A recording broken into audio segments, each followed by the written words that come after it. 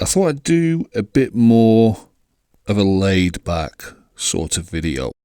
A sort of slight return to the longer format of old. But I want to touch on a few things, alignments, convergences that seem beyond chance, to me anyway. Alignments of an astronomical and astrological nature, political and religious alignments, and I want to ask the old familiar questions. Is it all just a big coincidence? Is it the old as above, so below doing its thing?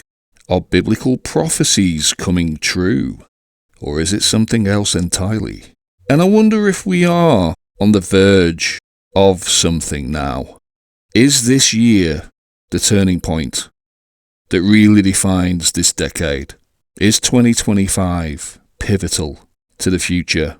Now, most, if not all of you, will be familiar with some of the things I'll be talking about in this video. If you come across those things and you think, well, I've already seen this, stay with me. Take another look. I'm pretty sure no one is presenting it all in quite the way I will. So let's have a look at it. These planets are aligning, apparently. At least that's what they're saying in the good old legacy media. What do they mean? Well, in January, 6 planets visible above the horizon.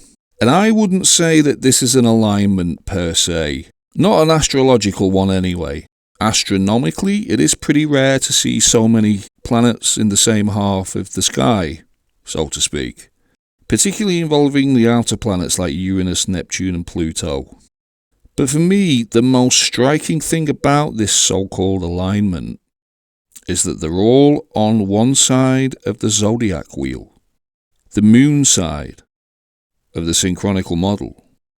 All the planets mentioned in this so-called alignment are on this side of the cosmogram, during this planetary parade, as they're calling it. And if you're a regular to this channel, you will have seen my previous video about the biblical significance of the moon and the sun. But we'll come back to this a little bit later.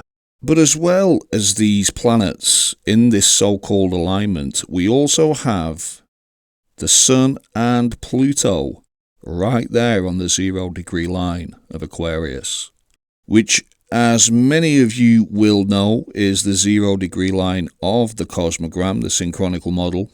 And at the time of making this video, the Sun and Pluto are still on or around the 0-degree of Aquarius.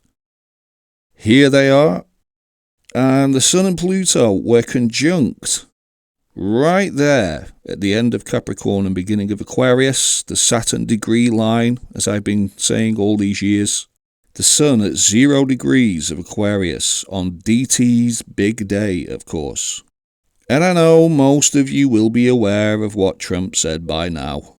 The golden age of America begins right now. And how that resonates with this. But you haven't quite seen it like this. There he was, on the day, at the centre of the system of the scapegoat. He even put on a nice purple tie for us as well, as he stood there between the red and blue pillars, giving it that extra resonance vibe. And you could see it coming from last year, really, let's face it.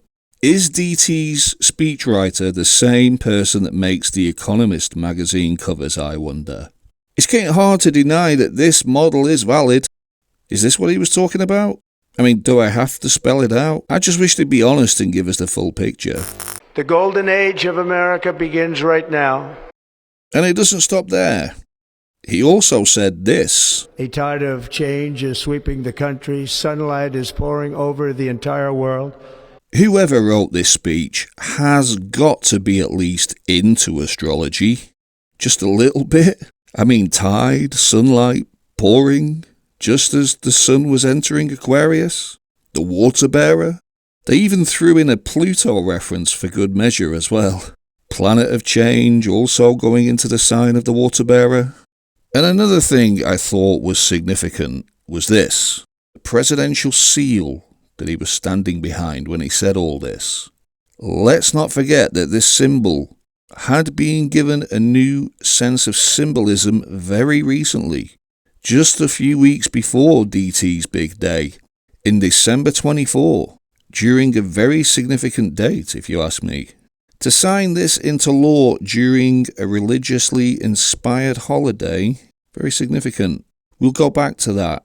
But first, let's not forget that this symbol echoes the symbol of old Rome. They also had the symbol of the eagle. And reinvigorating the seal by making it the country's national bird a few weeks before the big day seems like more than just a coincidence, especially when you consider how Trump is often portrayed. Not to mention what this guy said. But the new Rome, the United States. But the new Rome, the United States. We've also seen this same line from Trump's new advisor. More on him in a sec. And the Rome symbolism is there again. The Capitol building, Capitoline Hill. And this leads us to something else that was said. To plant the stars and stripes on the planet Mars. DT supposedly wants to go to Mars. And then, of course, we're back to this guy again. Definitely comes to mind when you think of Mars. And, well, what can you say about this?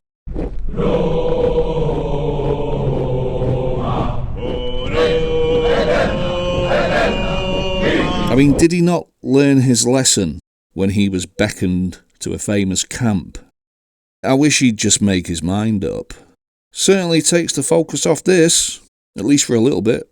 I think this bit needs one hell of a citation, though. A war is when two armies are fighting. But in the end, all of this seems to me to be saying one thing writ large. Somebody or something wants us to think about Rome and the West, America, as being an echo of this empire. Hey, maybe it is the God of the Bible after all. Maybe Trump really is Esau. All of this echoes this article from his first term. Esau, Edom, Rome, Christianity, it's all there. Maybe the Star of Jacob prophecy really did come true. Maybe all this really is a divine hand at work. Maybe it's astrology. Or maybe it's something else entirely. And regarding this article, and these biblical characters being linked to the sun and the moon, and Trump having a blood moon, the moon of Jacob, shining with the light of Esau, I want to touch on this again, one of his campaign videos. You remember the one? Just so symbolic. But if you remember, this video was out for the eclipse on April 8th, 2024. Now this was known as the Aleph Tav eclipse. Remember that? Everyone went berserk over it, thinking that it was heralding the end. All this symbolism about it. But there is one thing that I'm not sure if everyone else picked up on. This Aleph Tav eclipse has a certain gematria. Aleph being 1 and Tav being 400. So that makes 401.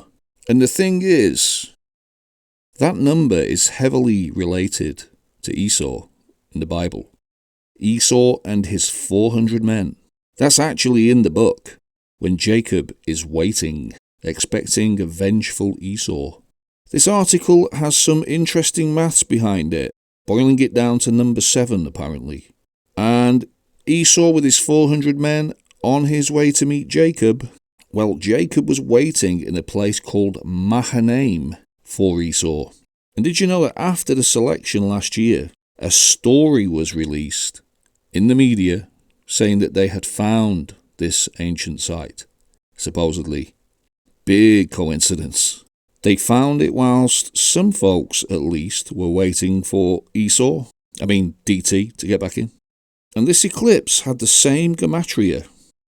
Well, obviously this eclipse occurred on April 8th, 2024. Well, if you count 401 days after the Aleph Tav eclipse, that gives us the date the 14th of May, 2025, when a certain country will be 77 years old. I just find that absolutely crazy. And according to some sources who calculate the ages of biblical characters within the biblical timeline, some folks have it that Esau and Jacob were 77 years old, when the episode involving the birthright and the blessings going to Jacob, the younger of the twins, happened, when Jacob dresses in goatskins. And the number 77 in Hebrew gematria gives us a very interesting word. To get 77, we take the letter Ayin, which has the value of 70, and Zayin, which has the value of 7. So Ayin and Zayin make 77. If we put those letters together and translate, we get this word. And then we've seen this post from DT Jr.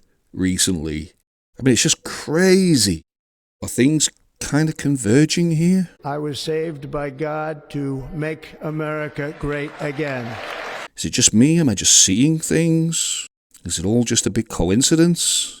I mean, I don't fully understand the significance of all this, but it seems like more than just a coincidence to me.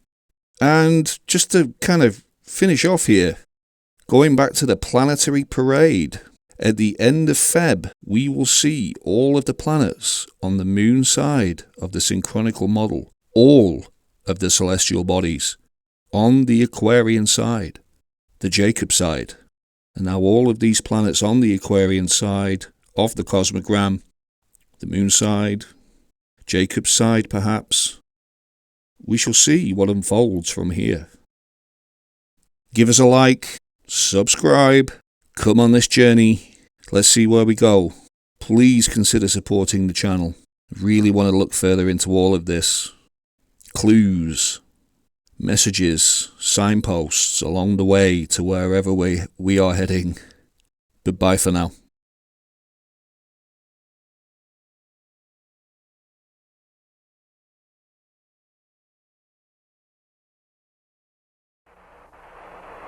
Listen, Tranquility Base here. The Eagle has landed.